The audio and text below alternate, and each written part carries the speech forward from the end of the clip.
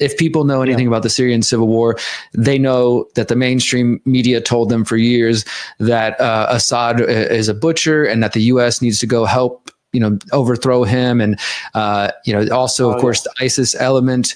And then they might know a little bit about the Kurds, but not really too much about that situation. So could you sort of set the stage before you describe your personal experience about the different forces that were involved in the civil war, including, of course, the Syrian government? Yeah. So, as is typical, the Soviets, they had this doctrine that whenever they would tell a lie, it would be like the most effective type of lie was a lie that was half truth. So it's a similar thing with the Syrian civil war, where, you had, the humanitarian, CIA, United States, government, deep state kind of going, Assad's the butcher. We need to go in and, we need to help the people. Really, they're interested in regime change. They're not interested in Assad being a butcher. Now, I'm not saying Assad is not a dictator. He is a dictator. But the reason why he's a dictator is because Syria is an artificial country that literally cuts across multiple ethnicities and was something that was created by the British, by France and Britain in the Sykes-Picot Agreement. And this is part of the grievance that even ISIS had, which, if we want to get into ISIS was essentially, the reason ISIS came about was because Americans were taking hardcore Islamists, arming them with weapons, and sending them to Syria to fight the Syrian government to destabilize the regime. So, there's heavy U.S. involvement in Syrian civil war, a political agenda, etc. Now, the Kurds are a faction that have never had any support from anybody. They're literally a nation of people that exists across the Middle East, a huge amount of area, and they've always been. They're in the Bible actually, as like. It says like in the end of days, the Kurds will come like from the mountains and start shooting arrows, and they're these like they're always been this like like Switzerland. They're like people that are in the mountains. They can't be tamed. They like resist like modernization. And so for example, Churchill, he really hated the Kurds and he was pushing to have them gassed. But in the end, what they did is they split them into 4 countries: Turkey, Iran, Iraq, and Syria. So they split it's literally, if you look at the Kurdish nation on a map, you'll see like a bullseye target, like a cross that goes right through them because of these nation states that were constructed by Western states to eliminate them as a people. That was like a targeted elimination of the Kurdish people. Now, the Kurds nearly went extinct in the 70s, the 60s, and the 70s. It's like one of the oldest languages in the world. It's Indo-European language, and it they nearly like completely were just assimilated. But then the PKK was in Turkey started as this resistance, nationalistic resistance of the Kurds, and it just grew into this like crazy conflict in the 90s, where they were fighting for their own nation state against Turkey, and it just went into this conflict where tens of thousands of people died on both sides, and it was brutal, savage war. And and eventually Öcalan went to prison, and then when he was in prison, he started reading all of these texts, and he came to this realization, which was the Middle East is it's a place which is the origin of human civilization. the birthplace of the world's major religions and philosophies. It's a place where for thousands of years, many different ethnic groups and belief systems have been living side by side. But it's only in the last 100 years or so that there's been this problem with ethnic cleansing, with genocide, with fanaticism. Why is that? And the conclusion he came to was that the nation state, which was a political construct that was imported to the Middle East, does not fit the mentality of people in the Middle East. Middle Eastern people, they have loyalty, many loyalties to their tribe, their family, their religion, their community, etc. And these nation states, like Syria, like Egypt, etc., if you look at their borders, they are straight lines that are just drawn on maps by bureaucrats. And if you look at all the different peoples that inhabit those lands, they're often like the borders just go straight through them. And naturally, the governments that run those nation states, they're very unstable, and so they're very authoritarian. It's the only way you can keep such a divided land together. And they have to be like extremely authoritarian, dictators. And so that's kind of what has led to these conflicts. People don't realize that in Europe, the nation state, as a political construct, had literally centuries of eliminating local identity, of local sovereignty.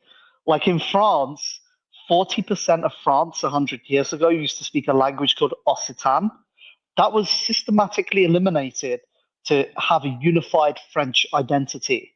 So people today now, we're realizing that we have lost something, and people are trying to reassert identity. In England, the way that's being done is with this imperialistic nationalism. But imperialism has been something that is very bad for England, because to have this imperialistic colonial empire, you need a really strong central government. And what that meant was divesting, or the weakening of local sovereignty, concentrating power in England, in London. And England is no longer an empire, and it will never be an empire. People are still fantasizing about England being this great empire, imagining that if the king and the queen are powerful, if the elites are powerful, that they will share in that glory. Bad news. When the elites are powerful, they just suck the lifeblood of society. You do not benefit. So that kind of nationalistic worship of the state is not something that benefits the people. So we have to differentiate that from patriotism, which is a love of your land, a love of your culture, your history, etc., healthy local identity. And we need to recreate systems where people have popular sovereignty, where people have control of their affairs once more. So this is what Öcalan realized about the Middle East, is that the Kurdish people can't be fighting for a nation state, another nation state, like all the other failed nation states in the Middle East.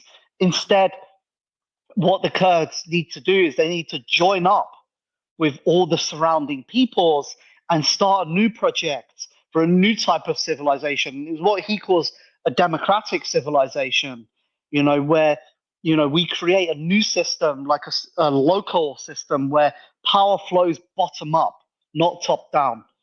And so this was the big realization in the PKK. And I went to the Middle East, I went to Syria, and I learned about this. I learned about the struggle of the PKK, which is not just a political struggle or an ideological struggle or a philosophical struggle. It's a spiritual struggle. It's a struggle to restore back the spirituality to society, because nature, spirituality, philosophy, they are integral parts of human life and human dignity and society, and they are the root that grows into morality and politics. And society does not exist without morality and politics. The state and liberalism is like incessantly trying to attack and break down the morality of society, to break down people being political, to make people nihilist. Because when people have that power, that's when the state becomes weak. The only way that the state can control people is by creating people that are slaves, that have no belief, that are not able to be self-directed and independent. The state does not like a society that is strong. It wants to control society so it can suck the lifeblood out of it, so it can extract wealth. Because the nation state does not create wealth. And the way that it does that is, instead of people being conscious and having an identity and being rooted in their community, it makes people worship the nation state. Whether that is, like blind, nationalism, worshiping the king and the queen, not being, a patriot anymore, or like worshiping globalism and liberalism. So I went to Syria, and I went there with an anarchist kind of mindset, and I learned a very powerful truth, which is that making a revolution is a hard work. It's not like a party. It's not like a music festival.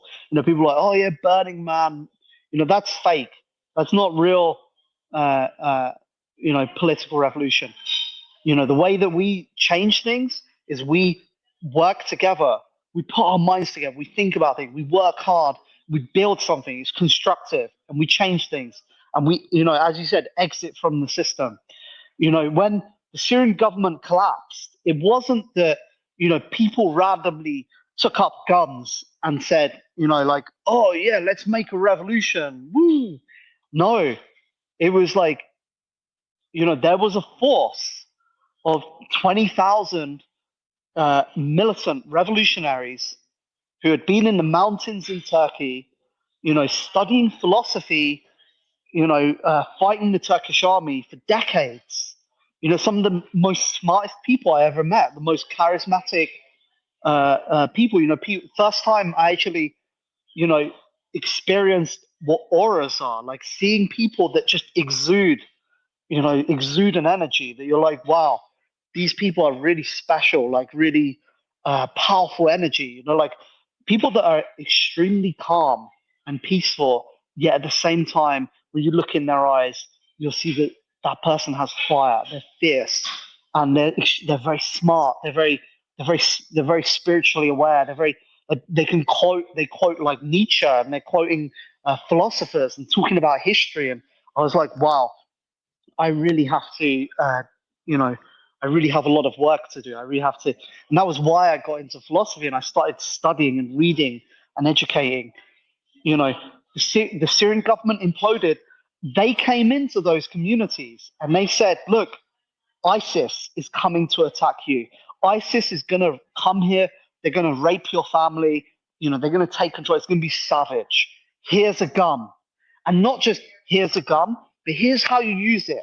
Here's how you form a unit. Here's how you make a defensive line.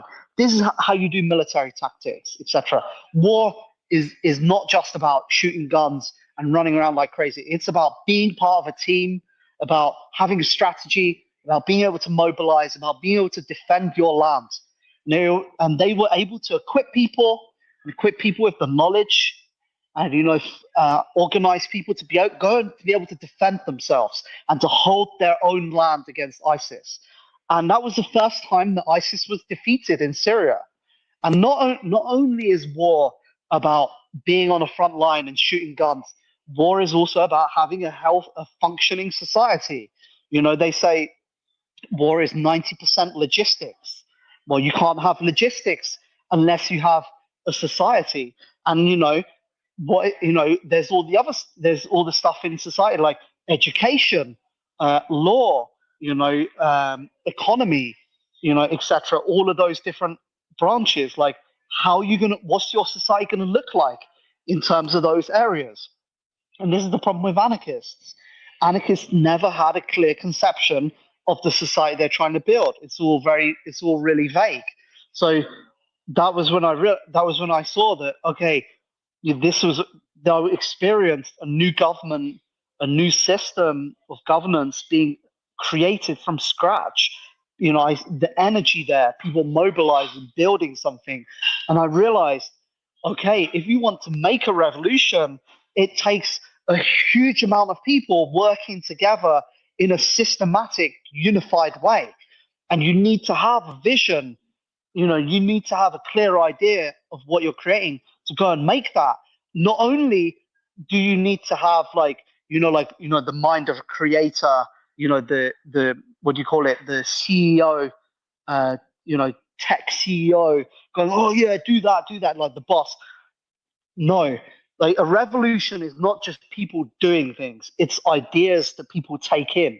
And every religion, every revolutionary movement in history had a book, had a body of teachings that people go and study. They had institutions, like a church or a what do you call it, a temple, where people go there and they study the belief. They talk with the priests and the ideas spread. I'm not saying we need to start wearing robes and, like quoting scripture, but we do need to think about education and philosophy education, not just yes, it's very important to educate people in skills, but also the philosophical, ideological education, equipping people with the mental concepts to understand and perceive the reality that they live in and understand the work that they're doing. I work with so many tech people that they are very skilled people, but they end up misapplying their skills, working on things that are completely useless because they're lacking the philosophy or the ideology. And so that's really important.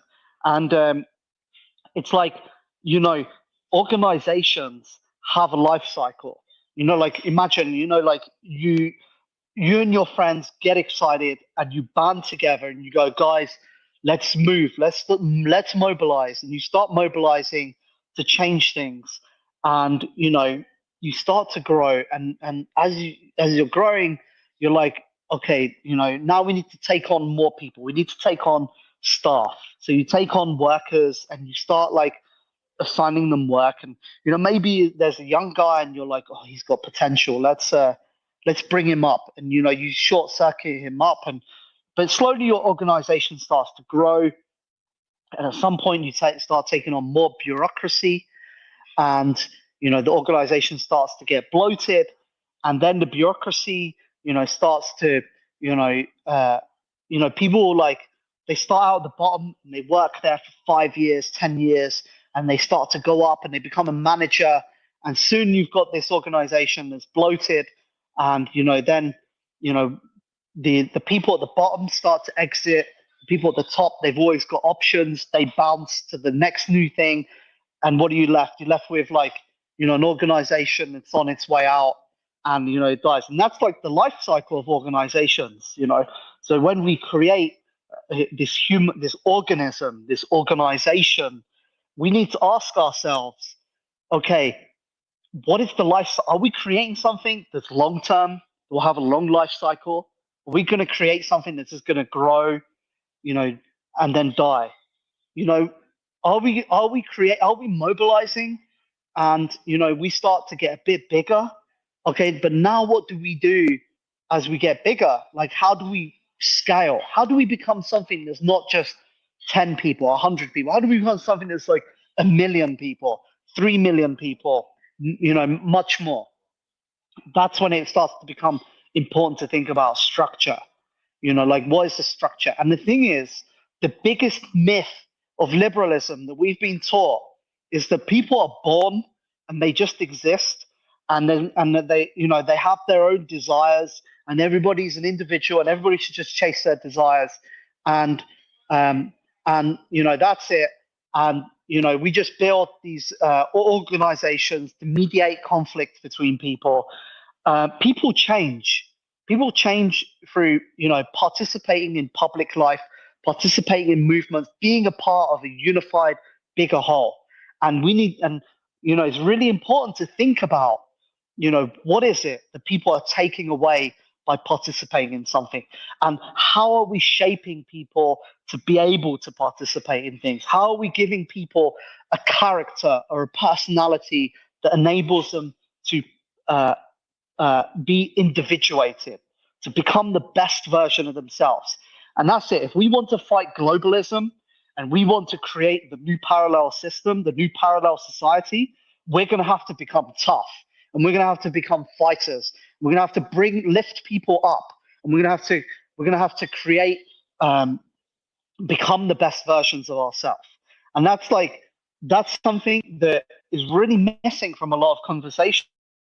And it was the first, I mentioned earlier, being part of the Catalan CIC, which was like the first time that I actually saw this other way of thinking, having come from the anarchist activist movements, where the anarchists are like, I'm an individual, don't tell me what to do, that's authoritarian, to being part of the CIC, which were in Catalonia, Catalan activists who, they were ex-anarchists, they were part of all the anarchist stuff in the 80s and also the 90s, and they said, we're sick of all the time, mobilizing, for a new protest movement, seeing that come up and seeing that fall apart and the same cycle repeated over and over again. We want to build something that's big. We want to do something different. And they said, okay, we're going to build an economic network. And in this economic network, our aim is that everybody can join and they can exist outside of the state. You can fulfill your healthcare, your travel, your food, all your basic needs as a human, your housing, through this cooperative network of tens of thousands of people. And it was extremely successful. And I saw at that point the power of groups of people coming together and putting their minds together and trying to formulate a vision of the future and trying to think, how can we build this thing? So this is like the message, if I'm leaving this podcast, I'd like to leave with, is that, okay, the level one is where we start, where we go, this system is corrupt. I don't want any part of it. I want to break free of it. Well done. You've reached a stage one. You're like a great person for doing that. The next stage though is going, we want to win. How can we win? Let's formulate, let's build things together. Let's build organizations and let's recruit people into them and let's train and let's construct stuff, So.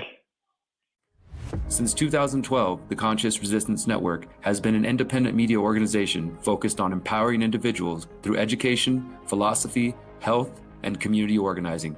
We work to create a world where corporate and state power do not rule over the lives of free human beings. Our motto is leading by example and helping others in their pursuit of freedom. Visit theconsciousresistance.com to find our articles, documentaries, interviews, podcasts, books, and more. Remember, you are powerful, you are beautiful, and you are free.